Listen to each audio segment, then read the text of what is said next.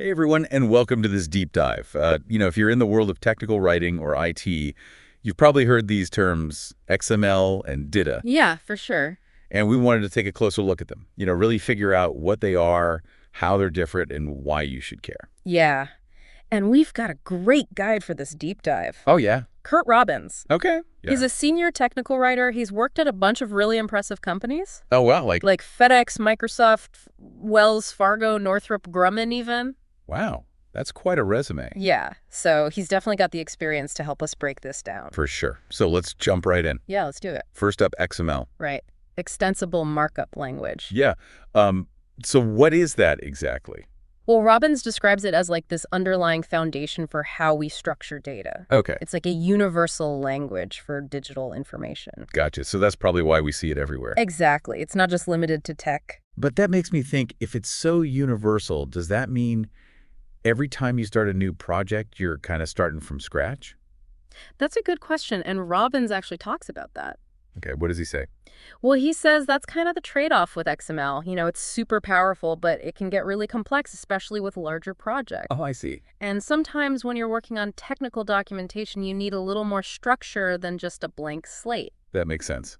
So is that where DITA comes in? Exactly. DITA is Darwin Information Typing Architecture, Okay. but everyone just calls it DITA. DITA, got it. And it's built on XML, right? Right, but it has a very specific focus, Which is? technical documentation. Okay, so it takes that power of XML and kind of tailors it to our needs. Think of it this way. Okay. You're putting together a piece of furniture. With XML, it's like you get a box of screws and planks, but no instructions. I've been there. Right. But with DITA, it's like you get pre-designed components and a clear assembly guide. So it streamlines the whole process, makes it easier to create things like user manuals, help files, all that good stuff. Precisely. And here's a fun fact. DITA was actually developed by IBM. No way. Really? Yep. They were facing huge documentation challenges, and DITA was their solution. That makes sense. They were dealing with all these complex systems. They needed a way to create documentation that was just as structured and standardized. Exactly. Wow. So DITA was born out of a real need to handle, these massive, complex documentation projects. Yeah, it's a pretty cool origin story. It is. So DITA is all about bringing order to the chaos. You could say that. I like it. But let's get down to business. How do XML and DITA actually compare? What are their strengths and weaknesses? All right, let's break it down head to head. Okay, round one, XML. Sounds good. Well, Robbins really emphasizes its flexibility. It can be used across industries. It's been around forever. Tons of tools support it. Yeah, that's a huge. Plus, widespread adoption means it's like a universal language everyone in tech understands. Right. But that flexibility can also be a bit of a double-edged sword. How so? Well, all that freedom can sometimes lead to complexity. You might end up spending way too much time building custom solutions for every single project. Yeah, I can see that happening. And Robbins points out that reusing content in XML can be a real pain. Oh, yeah, that's a big one, especially for our listeners. In technical writing, reusing content efficiently is key. Absolutely. Saves time, reduces errors, keeps everything consistent. And that's where DITA really shines. It's built with reuse in mind from the ground up. Okay, so tell me more about this reuse magic. How does it actually work? It's all about modularity.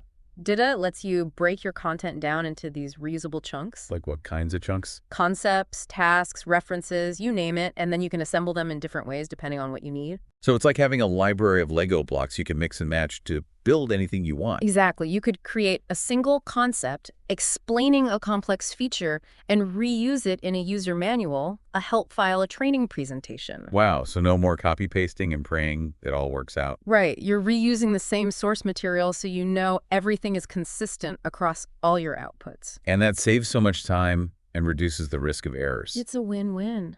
And didn't Robbins also say something about DITA making it super easy to publish to different formats? Yeah, he did. You can output to PDF, HTML, even EPUB, all from that same source. That's amazing, especially nowadays when we need to deliver documentation across so many different platforms and devices. It's a must-have feature, for sure. So it sounds like DITA is this perfect solution. But, I have a feeling there's got to be some downsides. Well, no technology is perfect, right? Of course not. So spill the beans. What are we missing here? Okay, so Robbins does mention that DITA structure, while super helpful, can sometimes feel a little rigid. Oh. Like if you have very specific requirements that don't quite fit into DITA's predefined elements, you might have to find some creative workarounds. So it's a trade-off that structure can be both a blessing and a curse. Exactly. And we also have to consider the learning curve. Yeah, I imagine it takes time and effort to really master it. Definitely. And that means investing in training, which can be a barrier for some organizations. And what about the cost? I bet the software you need for DITA isn't cheap. Yeah, you're right. Specialized software can add to the overall expenses, and for some teams or projects, that might just not be feasible. Right, so DITA might be overkill if you're a small team with a limited budget. You got to weigh the pros and cons and see what makes sense for your situation. So the million-dollar question is XML or DITA? Which one wins? Honestly, it depends. Oh, come on. You can't just leave us hanging. But it's true. Robbins doesn't declare a winner. Oh, he doesn't. Nope, he leaves it up to the reader to decide. So how do we decide? Well, Robbins says to think about your organizational priorities. What does that even mean? Well, it means taking a step back and looking at the big picture. What are your team's goals? What resources do you have? What kind of documentation are you creating, and who's it for? Yeah, that makes sense. It's not just about picking the coolest tech. It's about finding the right tool for the job. Exactly. And Robbins actually gives us some really practical questions to consider. Oh, like what? He says, think about how big your projects are, how important is standardization and reuse to your workflow, and of course, what's your budget for tools and training? Those are all really good points.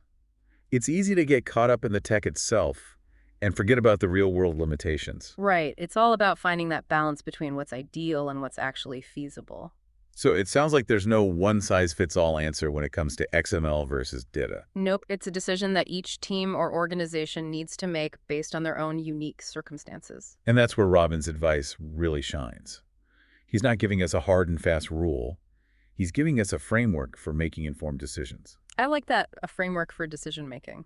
Couldn't agree more so. As we wrap up this deep dive, what are the key takeaways? Well, hopefully you now have a much clearer understanding of what XML and DITA are, how they work, and how they can impact your work as technical writers or IT professionals. Yeah, I think we covered a lot of ground today. We did, and more importantly, you're now equipped to have these conversations with your team. You can ask the right questions, you can evaluate your options, and you can make informed decisions about which technology, if either, is the right fit for your needs. That's what it's all about, giving you the knowledge and the confidence to navigate this crazy world of tech. Absolutely. So until next time, keep learning, keep exploring, and keep diving deep. See you next time.